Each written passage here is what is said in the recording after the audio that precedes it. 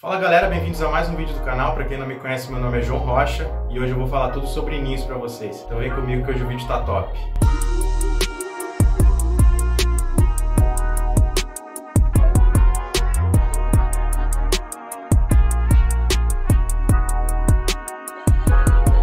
Bom, então vamos começar do começo. Eu sei que esse vídeo vai atingir tanto criadores experientes como pessoas que não têm experiência com ornitocultura, que é a criação de aves. Então eu vou explicar um pouco para vocês o que são os ninhos. Ninhos nada mais são do que o lugar que as aves escolhem para botar seus ovos. E várias espécies têm as suas peculiaridades, né? Mas como o canal é focado em psitacídeos e eu sou um criador de psitacídeos, nesse vídeo eu vou me ater apenas aos ninhos de psitacídeos, que é a minha área de conhecimento, beleza? A primeira coisa que a gente tem que observar quando a gente fala de ninhos é observar o comportamento das aves na natureza em relação à reprodução. Então, de acordo com várias pesquisas e observações na natureza, chegou-se à conclusão que a maioria dos psitacídeos eles nidificam em troncos ocos ou em lugares fechados que ofereçam um mínimo de segurança para eles. Geralmente são em lugares altos, lugares que oferecem abrigo tanto do vento quanto da chuva e também contra predadores. Então o nosso papel enquanto criador nada mais é do que tentar reproduzir as condições que essas aves encontram na natureza em cativeiro. Então a gente simula troncos de árvores ocos dentro das gaiolas ou viveiros das aves. Mas antes de começar a falar sobre os materiais, medidas e modelos de ninhos, é muito importante ressaltar que o mais importante quando a gente fala de ninhos é entender qual que é a necessidade da espécie que você está criando. Então pesquisem sobre a espécie que vocês querem reproduzir, pesquisem as medidas ideais, pesquisem quais são os ninhos ideais, modelos, e depois que a gente conseguir atender todas as necessidades das aves, aí a gente vai pensar em como facilitar o nosso manejo. Mas a prioridade sempre vai ser o bem-estar das aves. Então, se você quer criar uma espécie que precisa de um ninho grande, mas você não tem espaço, então o melhor é você não criar essa espécie. Justamente porque você não vai conseguir atender perfeitamente as necessidades que essa espécie exige. Nos psitacídeos existe um padrão geral que a maioria dos psitacídeos aceita como nidificação, mas existem algumas peculiaridades e algumas espécies que necessitam de ninhos específicos. Então a gente tem que ficar atento sempre a isso. Vamos falar um pouco sobre os materiais? Como eu já disse para vocês, os ninhos nada mais são que simuladores de troncos. Então é natural que o material mais usado seja madeira. Mas dentro da madeira, a gente pode dividir em três opções que a gente tem hoje no mercado. O material mais comum e de mais fácil acesso que a gente vai encontrar hoje é o MDF. O MDF é uma sigla em inglês que significa placa de fibra de média densidade. Então o MDF nada mais é que um aglomerado de fibras de madeira de média densidade e que formam as placas de MDF. E o MDF é o material mais comum e de mais fácil acesso. A maioria dos ninhos que você vai encontrar em pet shop são de MDF, porque eles são feitos, na maioria dos casos, de sobras de indústria moveleira, né? São sobras de peças de móveis, peças pequenas que não dá para reaproveitar, e as fábricas de móveis acabam aproveitando essas peças para fazer peças menores. No caso, como a maioria dos ninhos são peças pequenas comparadas aos móveis, eles utilizam essas sobras de MDF para a confecção dos ninhos. O MDF é um bom material, a única coisa é que a durabilidade dele é baixa em relação às outras opções que a gente tem. Principalmente porque na maioria dos ninhos que a gente encontra hoje no mercado, eles têm a entrada do ninho em chapas muito finas de MDF, de geralmente 3 milímetros de espessor. Então as aves vão roer isso muito rápido e a vida útil desse ninho ela vai ser menor. Outro ponto negativo do MDF é a baixa tolerância à umidade. Então esses ninhos eles não podem molhar, eles não podem ficar expostos à umidade, senão eles vão estragar com facilidade e a vida útil deles vai diminuir muito. A segunda e mais popular opção é o compensado. O compensado ele é parecido com o MDF,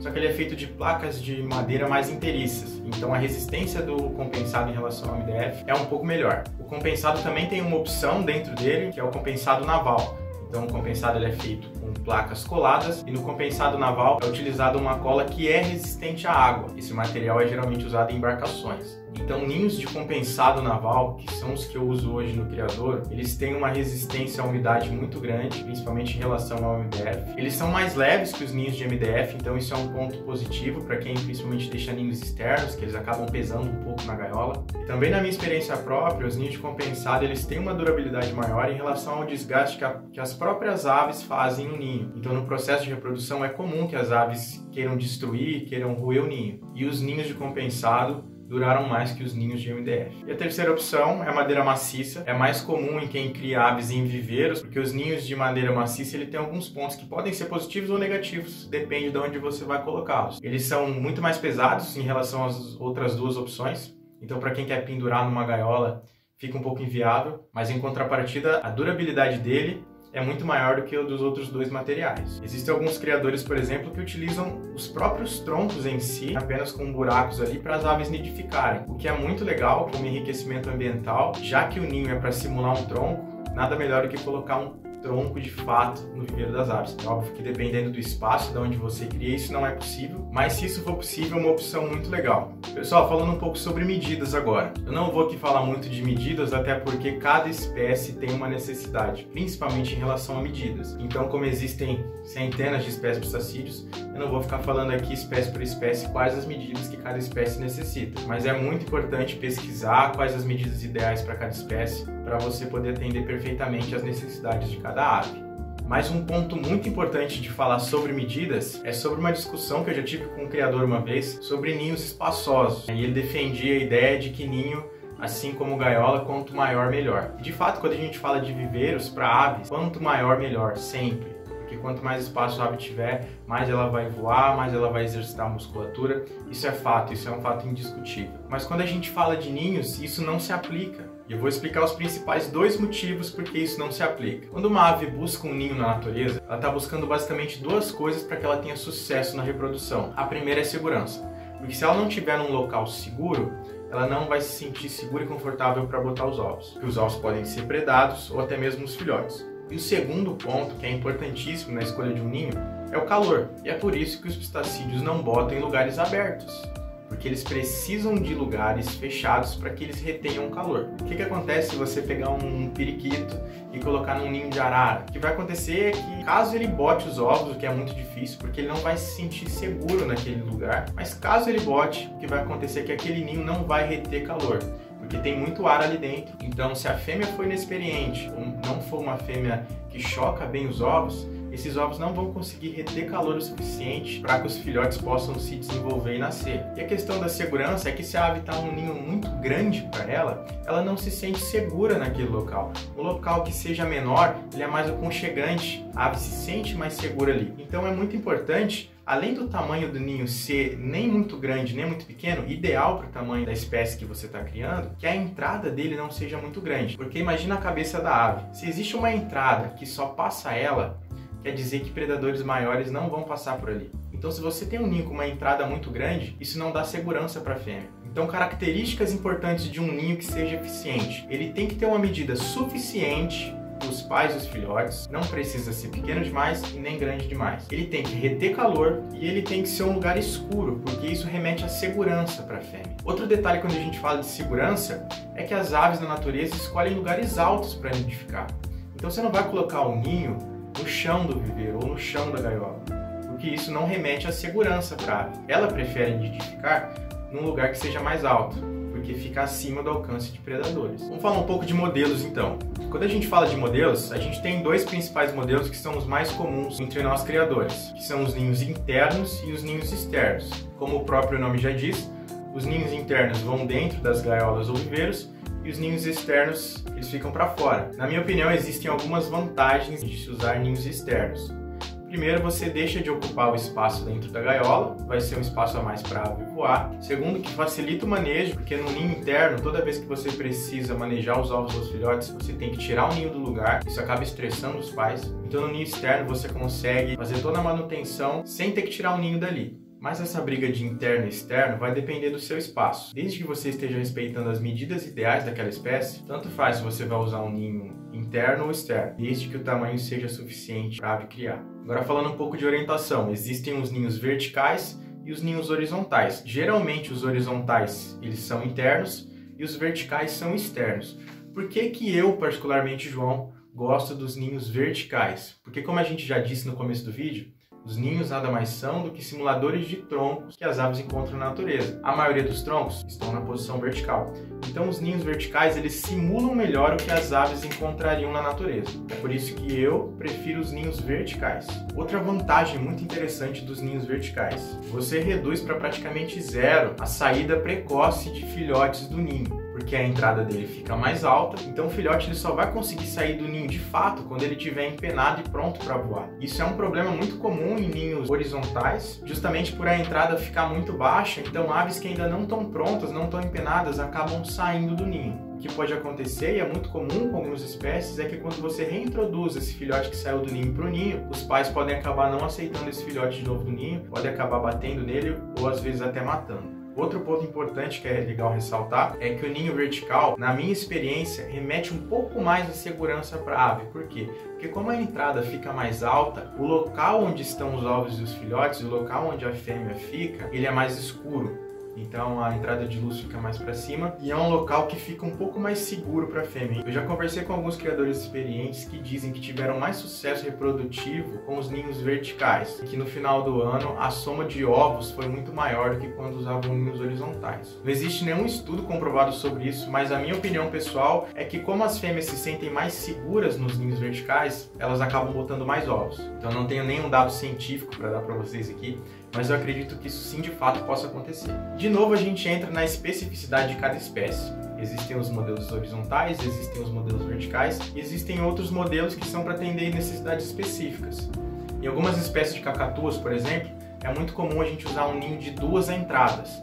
Isso porque a agressividade do macho é tão alta que se o ninho tiver uma entrada só, ele pode encurralar a fêmea e não deixar a fêmea sair do ninho, às vezes até matando. Então, para essas espécies é necessário um ninho de 2 entradas para que a fêmea possa ter uma rota de fuga do macho. Eu quero mostrar para vocês aqui um modelo que eu uso, que eu acho muito eficiente, explicar para vocês o porquê de alguns detalhes que eu acho que vale a pena mostrar para vocês nesse vídeo. Então, esse aqui é um modelo de ninho vertical externo que eu uso para criar calopsitas e red rumpets. Esse é um modelo aqui que tem 30 por 20 por 20, ele é feito em compensado naval. E tem alguns detalhes aqui que eu acho interessantes. O primeiro detalhe que eu acho bem interessante é que ele tem uma proteção aqui em alumínio na entrada dele, que é para aumentar a durabilidade. Esse é o principal ponto aqui que as aves gostam de roer. Então, proteger a entrada aumenta a durabilidade do ninho. Mas para quem usa esse tipo de proteção, é muito importante dar uma opção para a ave roer, porque a ave roer a entrada do ninho, roer partes do ninho, é um processo que faz parte da reprodução. É um processo que estimula, principalmente os machos, a entrarem no estado reprodutivo. Então, o que eu faço com os meus casais é colocar um pedaço de eucalipto na entrada do ninho para que eles possam roer, e dentro do ninho colocar algumas madeiras para que eles possam roer também e não danificar o ninho em si. Esse modelo aqui ele tem 2 portas, então ele tem essa porta de cima aqui que eu uso unicamente para fazer a manutenção, lavar, higienizar e tudo mais. E a porta que a gente usa para fazer o manejo é essa aqui. Então aqui eu tenho acesso a todo o ninho. E um detalhe que eu acho importante ressaltar é que essa porta ela abre de cima para baixo. E por que não de baixo para cima? É um detalhe importante, porque assim eu preciso abrir menos a porta para conseguir verificar os ovos e os filhotes. Se você deixar a porta abrindo de baixo para cima, principalmente se esse parapeito aqui, vamos chamar assim, for muito baixo, pode acontecer de algum filhote estar aqui no canto e acabar caindo, ou algum ovo, ou até mesmo fugas, porque você precisa abrir muito a porta para conseguir ver o que tem lá dentro. Outro detalhe muito importante quando a gente fala de ninhos verticais é a escada. Tem que ter uma escada, tá? Quando eu comecei a criar e eu fazia meus próprios ninhos verticais, eu não coloquei a escada. E o que acontecia?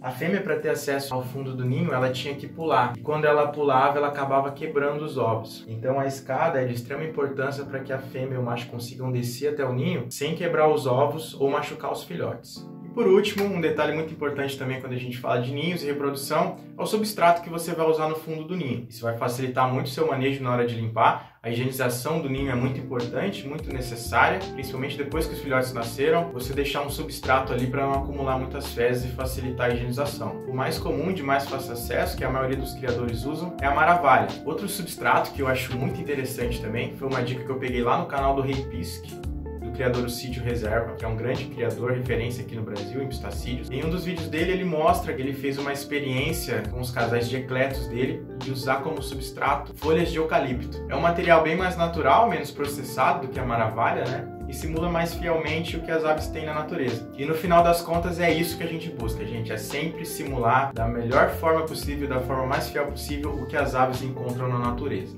Esse sempre tem que ser o principal objetivo de nós criadores. Oferecer o maior bem-estar possível para as aves e simular da melhor forma possível as condições que elas teriam na natureza. E por último, galera, eu quero deixar um recado super importante aqui para vocês. Quem segue o Criador Sarrote lá no Instagram já ficou sabendo dessa novidade, mas eu quero anunciar aqui agora para vocês que me seguem no YouTube. Bom, quem me conhece, está seguindo aí, já assistiu os vídeos anteriores no canal, já percebeu que eu sou um cara muito mão na massa, então eu sempre gostei de criar e desenvolver produtos, né? Não só na criação de aves, mas enfim, para tudo na vida. E quando eu comecei a criar aves não foi diferente, eu sempre gostei de fazer minhas gaiolas, sempre gostei de fazer os ninhos. Então eu sempre fui um cara que gostei muito de fazer. Quando eu comecei a postar isso no YouTube para vocês, muita gente entrou em contato comigo perguntando se era possível comercializar esses produtos. Então pensando em vocês que comentaram aí, essa semana eu lancei no Instagram a nossa nova marca de produtos, que é a Wing Pet. Então a partir desse vídeo, sempre com o Instagram do Criadouro e o Facebook do Criadouro, vai estar aí embaixo na descrição também o Instagram da Wing Pet. E quem puder, por favor, segue lá, vai ter muita novidade por lá. Todos os produtos que aparecerem no canal, os viveiros, os ninhos, as fichas de reprodução, que muita gente me perguntou se a gente ia disponibilizar. E sim, a gente vai disponibilizar através da Wing Pet, tá? Então quem tiver interesse, segue a Wing Pet aí no Instagram, vai ser o primeiro link e eu espero estar ajudando vocês. Por enquanto a gente só está atendendo aqui Londrina e região, norte do Paraná, mas logo logo a gente vai poder estar atendendo todo o Brasil, tá bom? Gente, então esse foi o vídeo de hoje, espero que vocês tenham gostado. Por favor, deixa o gostei, deixa o like, se você ainda não é inscrito nesse canal, se inscreve aí, por favor. Ajuda a gente a chegar a 1000 inscritos. E é isso aí, Deus abençoe todos vocês e até o próximo vídeo.